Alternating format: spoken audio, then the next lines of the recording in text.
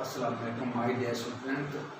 हम problem solve कर रहे हैं HRK की प्रॉब्लम सॉल्व कर रहे हैं चैप्टर नंबर 8 और हमारा क्वेश्चन नंबर 34 है।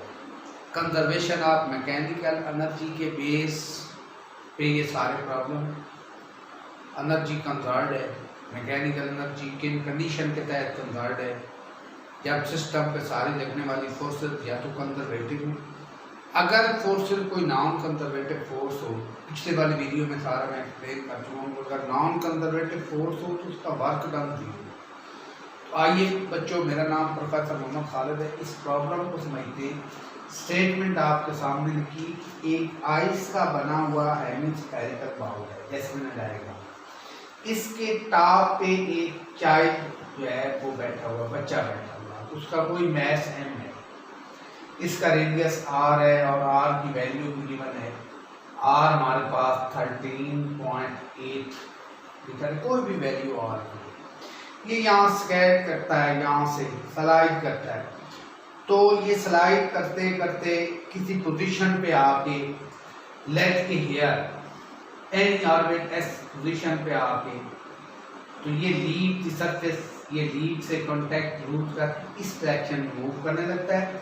तो ये हमसे पूछा गया है कि इसकी ये हाइट कितनी है, कितनी हाइट नीचे आके ये बाउल से कांटेक्ट लूज कर जाता है, कांटेक्ट इसका लूज हो जाता है आइस की सरफेस के साथ, इस बाउल के साथ, स्फेरिकल सरफेस के साथ, इसका ये प्रॉब्लम है हमारा, और रेडियस की वैल्यू गिवन है। अब इसमें देखें कि हम law of conservation of mechanical energy apply कर सकते हैं।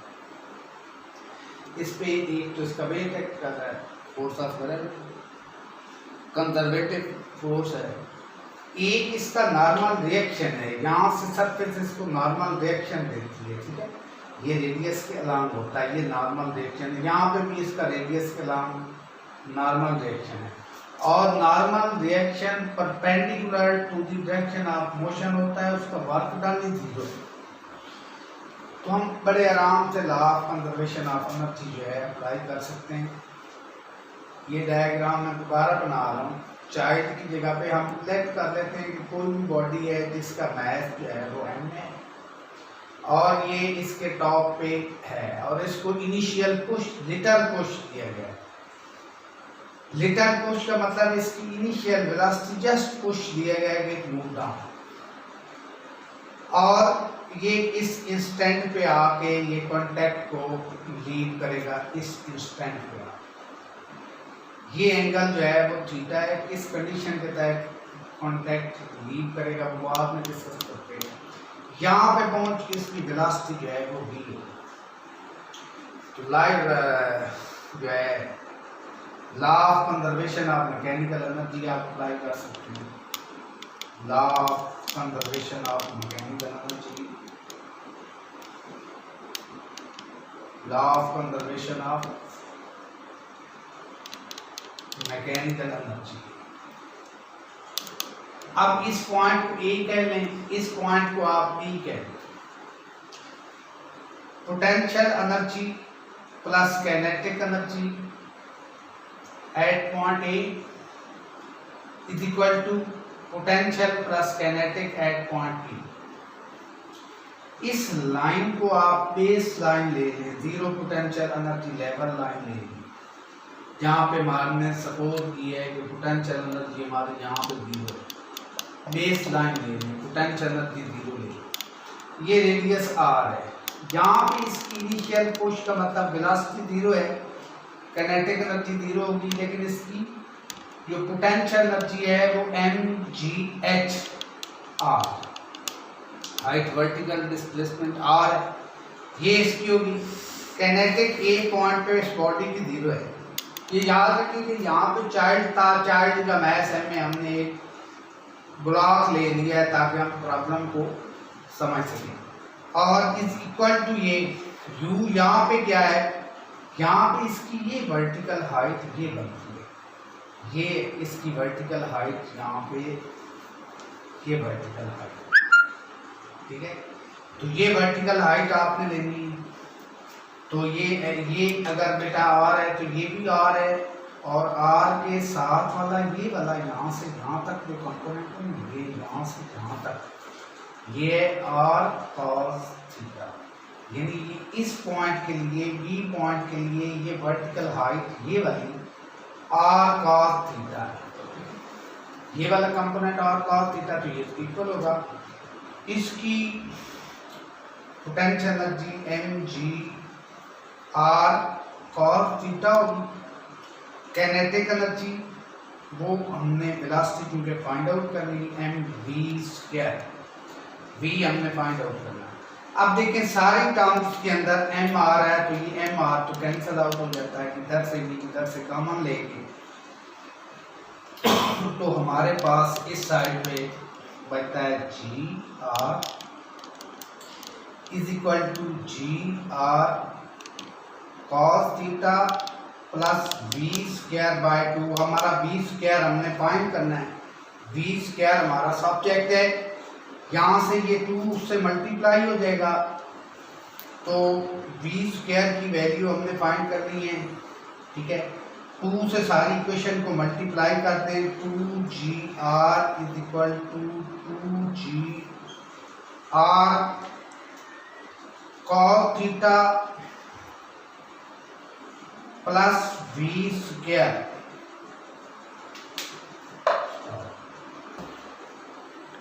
To G R is equal to 2GR cos theta V square.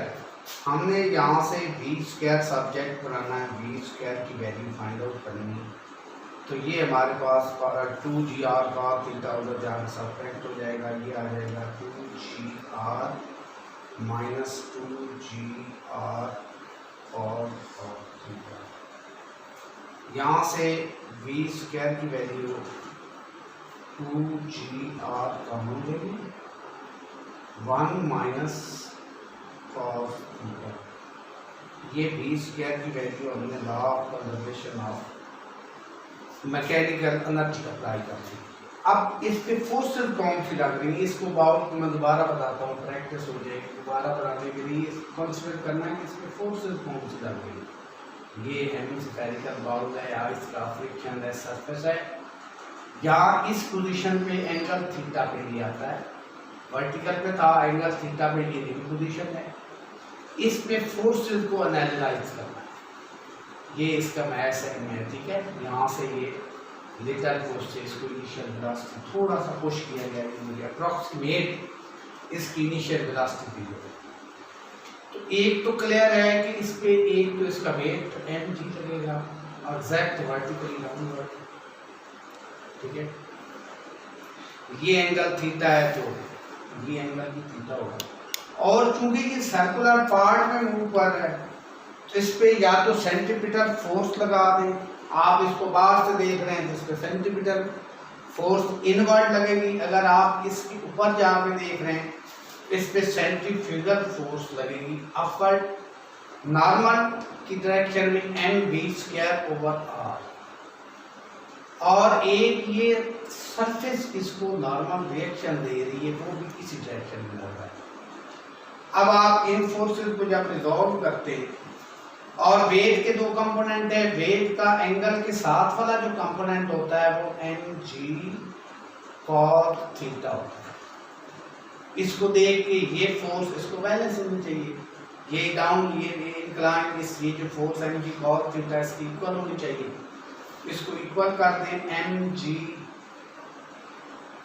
Cos theta is equal to N plus M V square over are.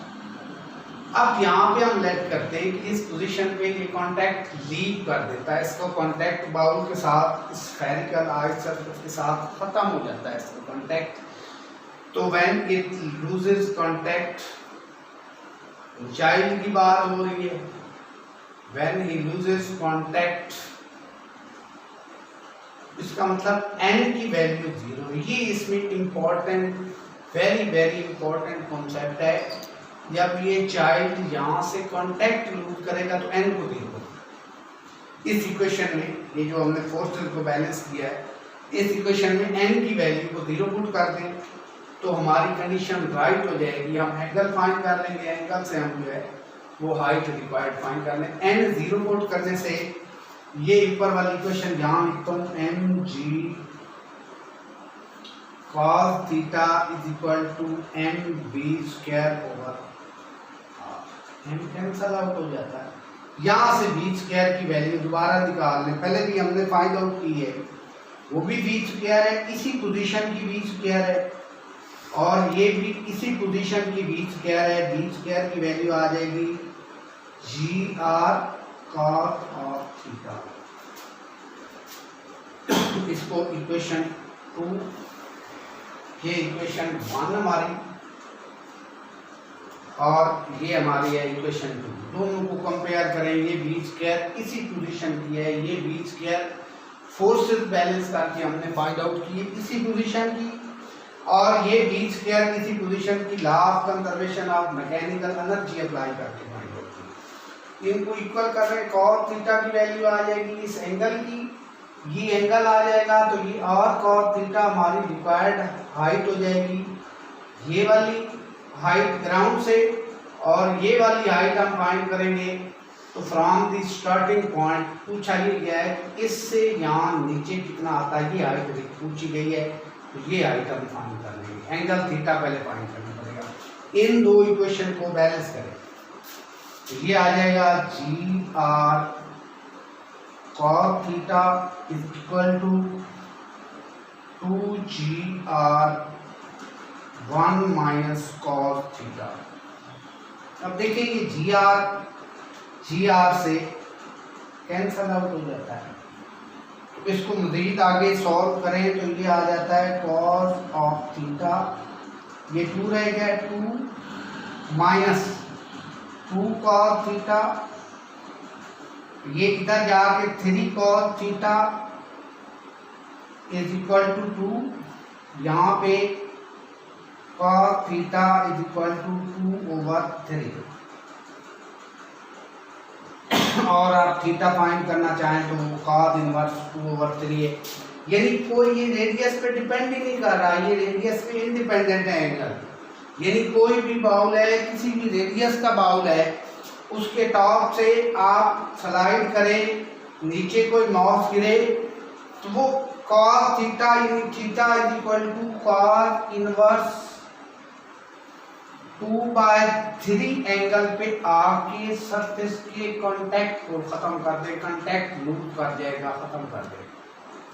तो ये रेडियस पे depend ही नहीं करता, कोई spherical wall हो, बड़े रेडियस को, छोटे हो, प्रोवाइडेड दैट उसकी सरफेस जो है वो फ्रिक्शन लेस हो, तो इस एंगल पे वो कांटेक्ट बॉडी यहाँ से स्लाइड करेगा, इस एंगल पे आके theta is equal to cos inverse 2/3 पे लीव कर देगा। तो ये थीटा की वैल्यू 2/3, हमें पूछा जो गया है वो ये हाइट पूछी गई है। हमारे पास जो हाइट रिक्वायर्ड है ना, यहाँ से चला नीचे कितना आके ये दूर गया, ये कांटेक्ट टूट गया, ये डिस्टेंस जो है ये हमारे पास r cos थीटा है, ये सारा r है। तो हमारी रिक्वायर्ड जो डिस्टेंस है, ये रिक्वायर्ड हाइट है, रिक्वायर्ड हाइट जो हमारी है